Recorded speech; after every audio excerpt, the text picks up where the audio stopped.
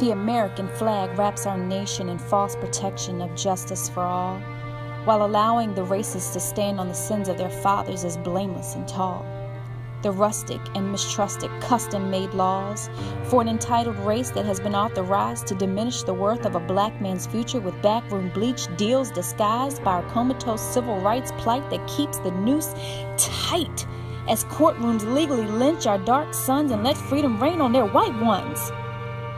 As the deep ancestral blood of my son laid waste in the dirt of God's grace, a legal lynching of modern times began to form its court to get this Negro in place. Black blood poured fruitlessly to the ground while raging chaos grew in his hometown. His soul was redder than the blood that fell. The crime scene was the white man's playground.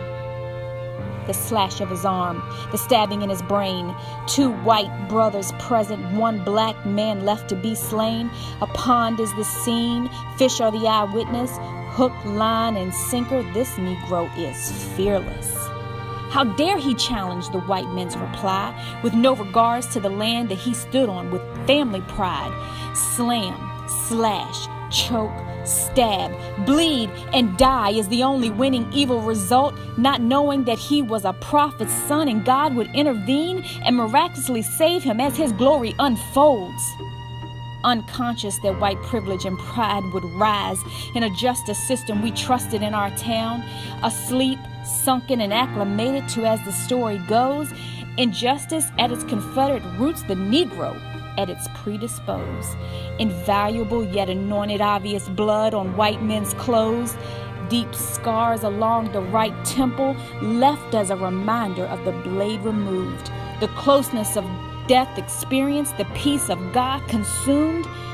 As we walked into the courtroom trusting the fact will prevail the racial distrust, naive to the superiority, how the Confederate flag hanging just outside would resonate on the unjust. Verdict, not guilty. Dear white man, symbolic to the injustice lynching of another, yet another Negro, Powhatan Circuit Court smirked at the near death of my Negro firstborn, while indirectly asking the white boy, why didn't you get her done?